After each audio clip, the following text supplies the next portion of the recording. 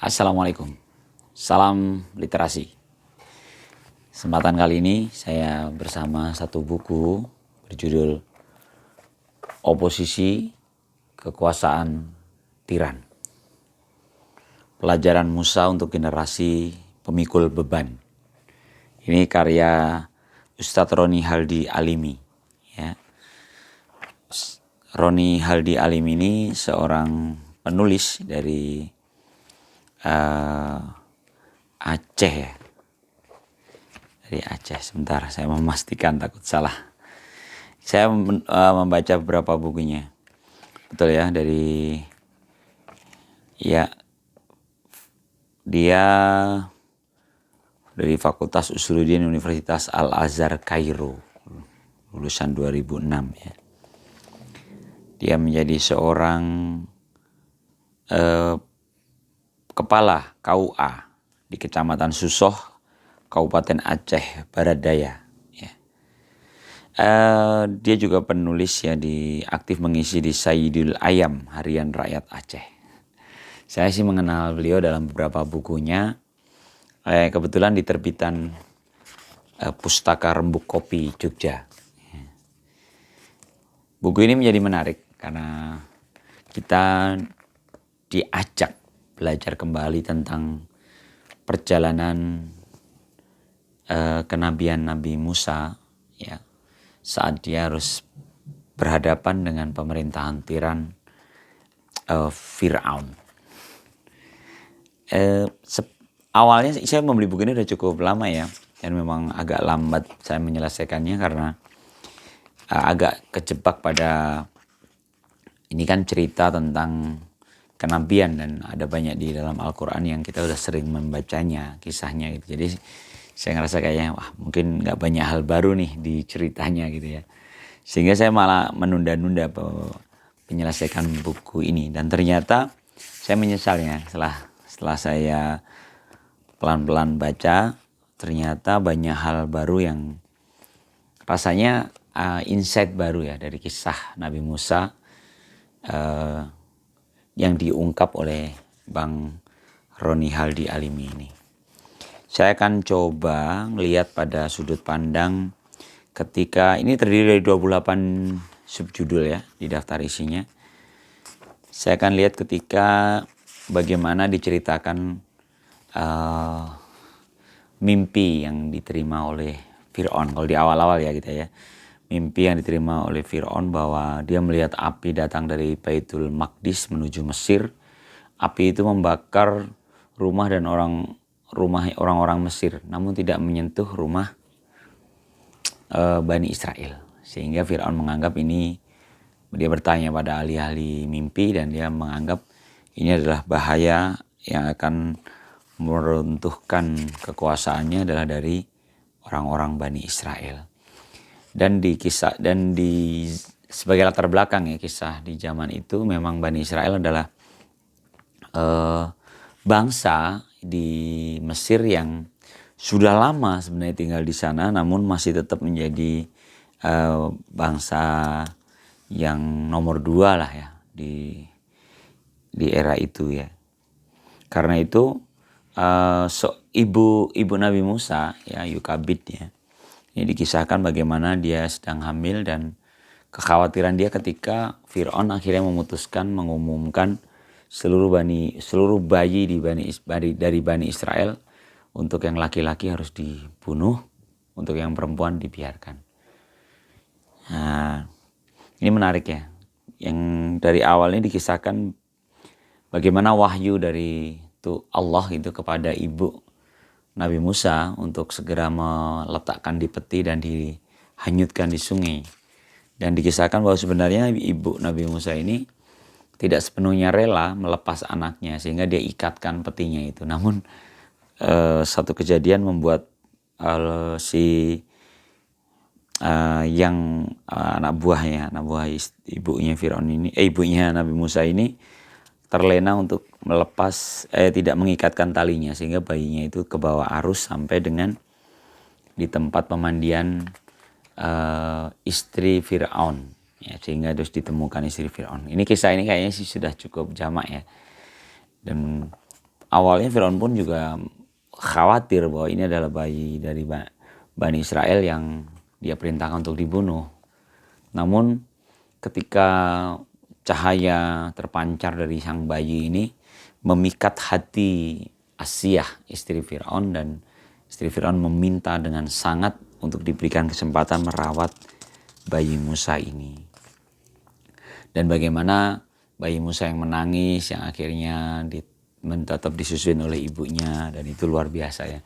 Di sini digambarkan dalam subjudul kasih sepanjang masa. Bagaimana ibunya akhirnya bisa tetap merawat bayi Musa. Ini luar biasa. Terus di bukti kekuatan cinta ini kembali diceritakan ya bagaimana ibunya ini tetap mengasuh Musa gitu ya dengan ajarannya.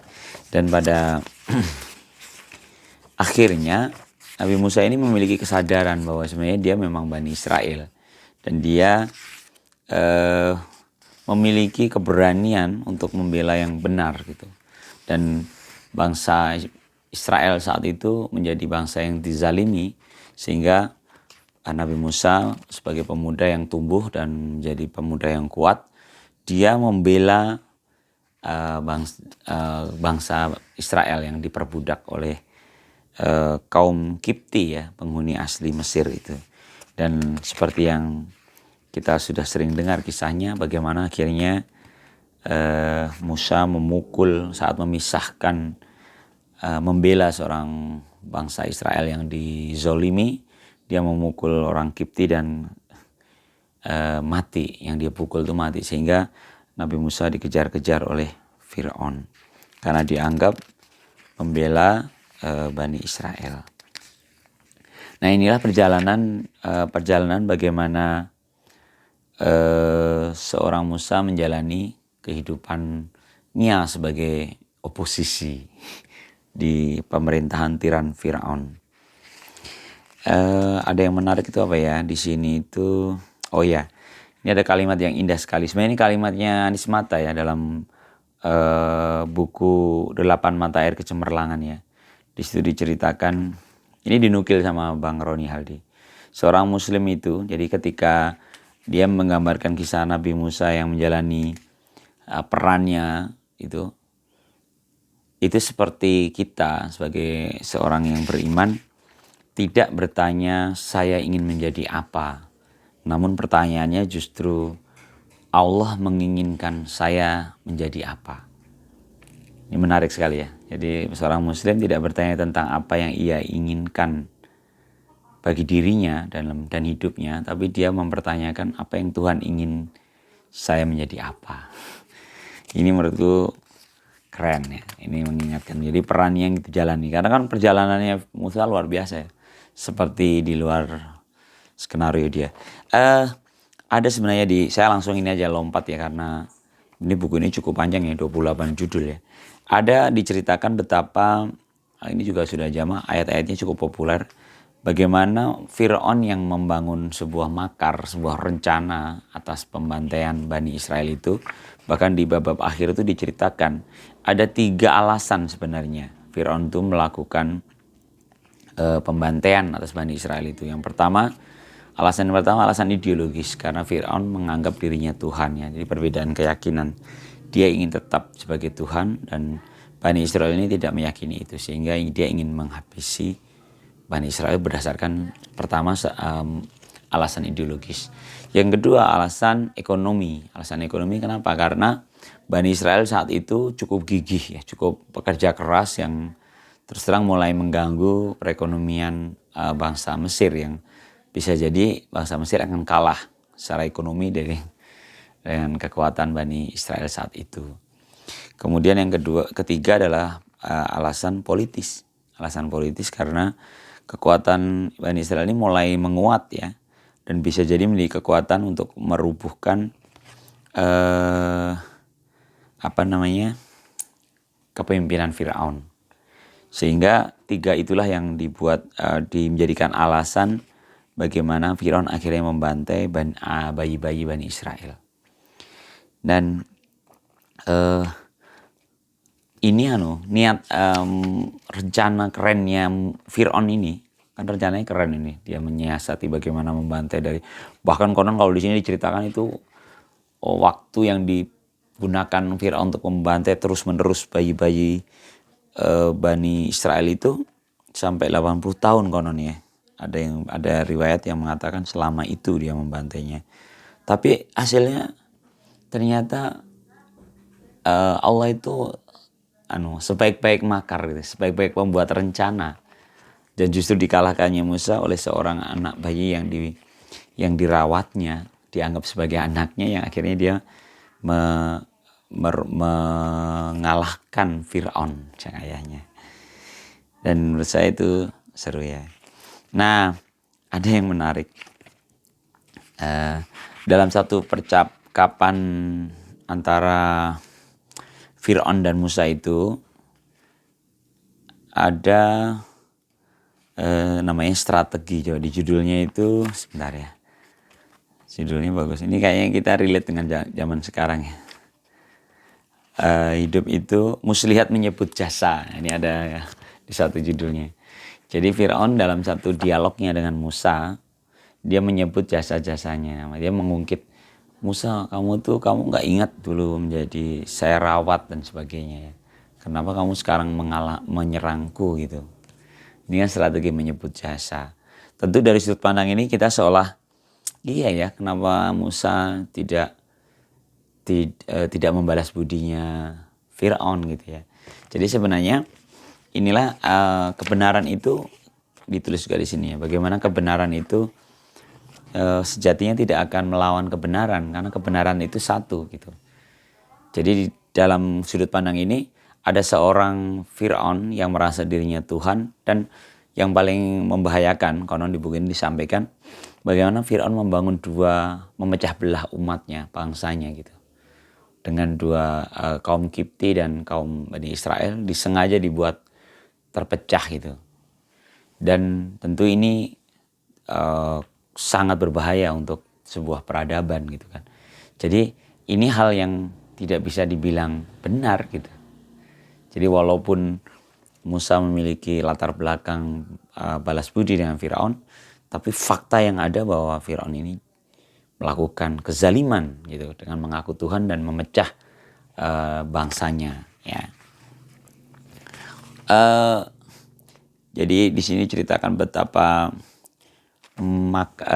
makarnya Fir'aun itu dengan pengikut-pengikutnya ya, Haman ya.